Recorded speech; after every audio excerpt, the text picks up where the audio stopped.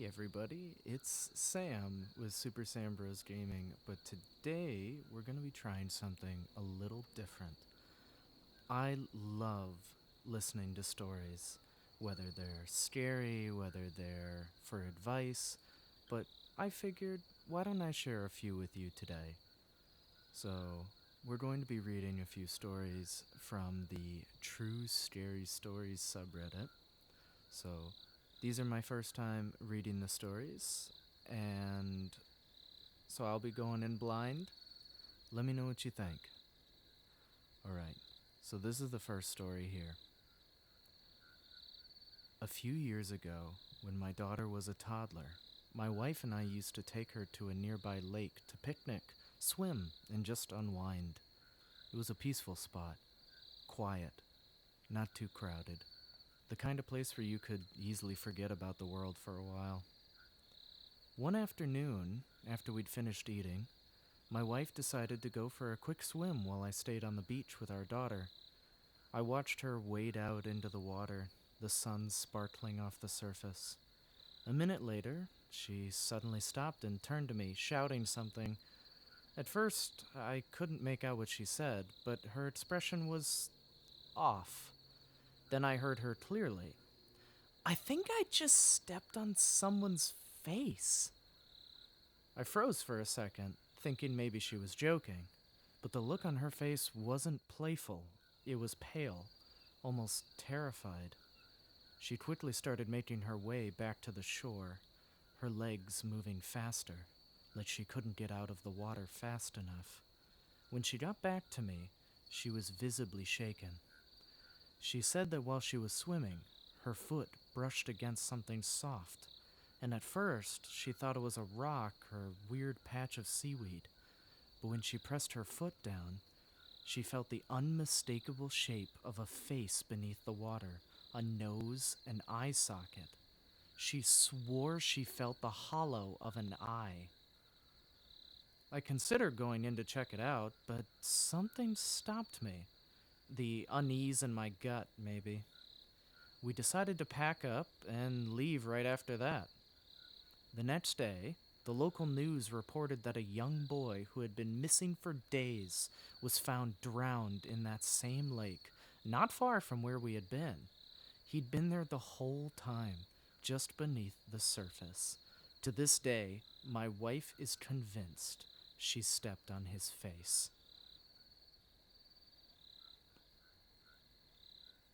Let's move on to story number 2. I'm not telling you the titles because sometimes they have a bit of spoilers to it.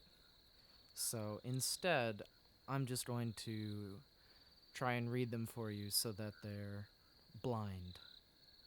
Okay, story number 2. Okay, I never really post anything on Reddit, mostly just reading. So please excuse me if I do or say anything that isn't common courtesy here. In around 2018 or 2019, I, a 25 female, at the time I was 18 or 19, was living in Nebraska, where I grew up. I lived in the largest city in NE, but it was still essentially surrounded by corn and wheat fields. The city was expanding, so rich folks started building huge houses with giant properties on the edge of town as things proceeded to grow. All of that being said, I had a good friend whose parents' house was one of those big ones right on the blurring line between the fields and the city. My friends and I were constantly hanging out at his place because it was fun. They had tons of property to ride 4x4s on, a hot tub, a huge living room for us to watch sports and have reality TV binge sessions, etc. Plus, his parents were super cool, and we could drink out there as long as we stayed at the house. It was tons of fun, even though I was, and am, quite scared of the dark. So I would just not go outside after a certain time because there was little lighting, and the nearest neighbor was about a mile away. I always felt a weird energy driving to and from his place if it was late at night, but never had anything happen until one night. The drive out there was a long, winding two-way road that had thick trees on both sides, and you pass one of the city's largest cemeteries on the way. Barely any lighting, of course, beside the street lamps every once in a while, and very little traffic. It's all inherently a bit creepy, and I'll admit to having sped through this section of road many times to get through it as quickly as possible.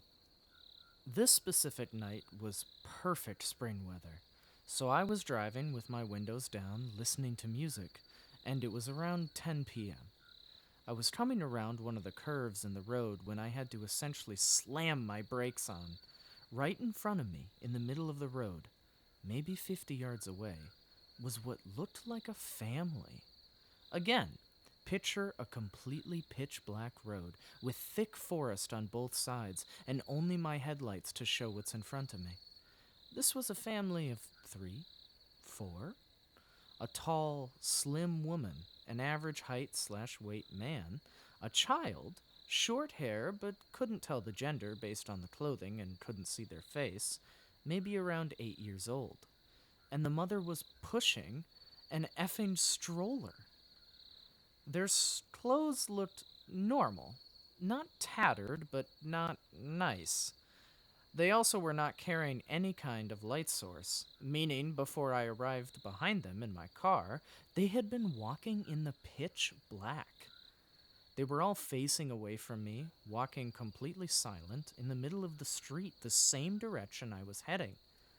I had turned my music down to hear if they were speaking, had music playing, etc., but they didn't. The hairs on my arms immediately stood up.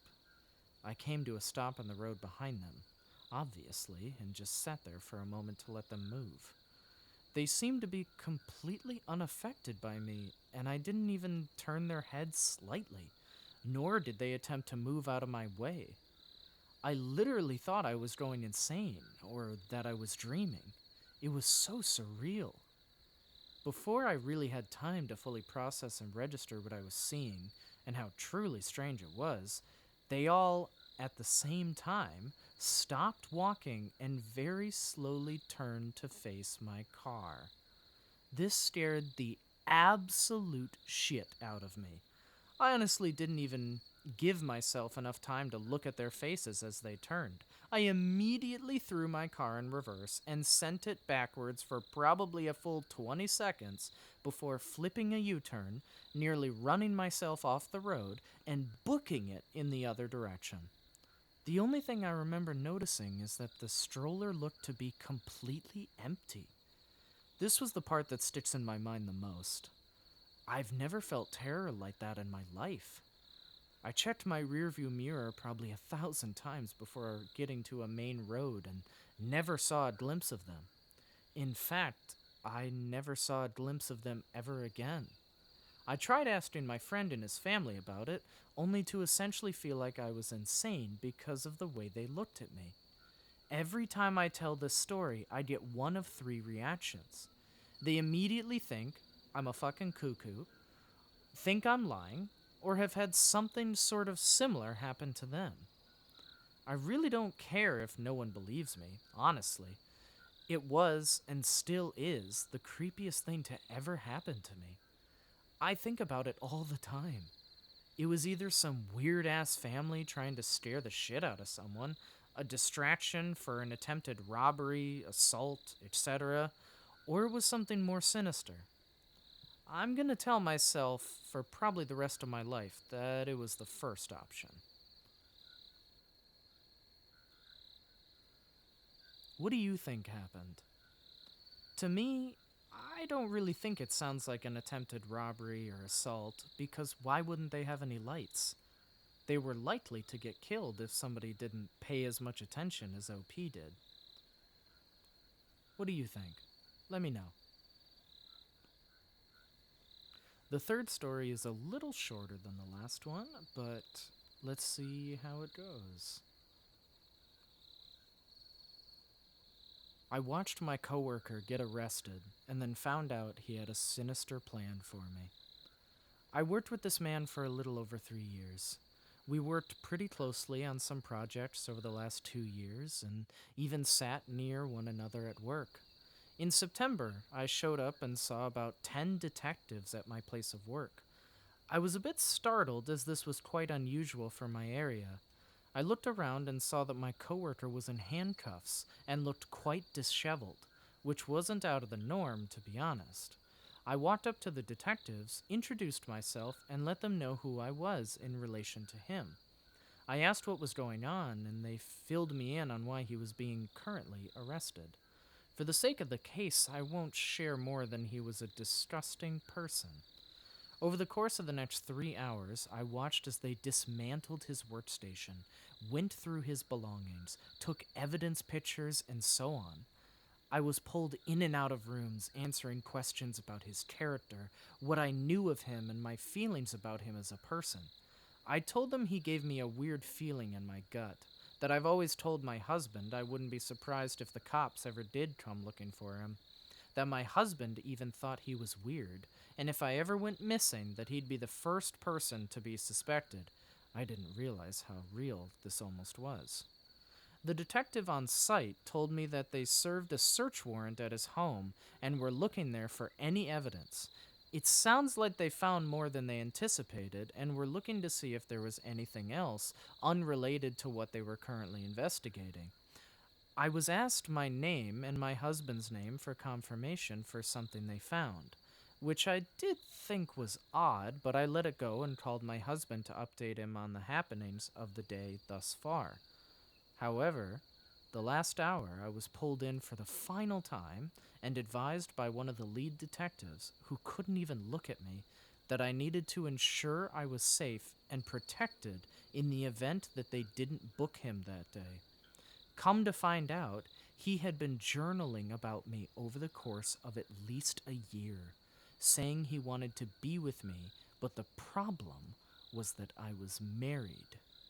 His journal then lined out a plan to set my husband up for cheating on me, and the end resulted in my death caused by him. The officer said that everything in between was more vile than he's ever heard, to the point he was crying when he was telling me to make sure I was safe. Crying! A detective! And didn't want to scare me? Thankfully, he was charged, and it's looking like a long, long time in prison. But I still think about it. It keeps me up at night. It just shows that you really never know someone, even your coworkers.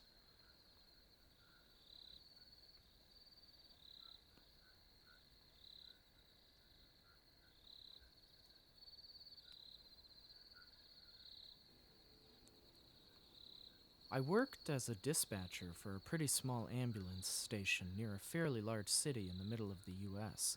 I don't know how specific I can be since this is a true story, and I'm going to tell one of the craziest stories I have from this job. We had a patient who we'll call Susan.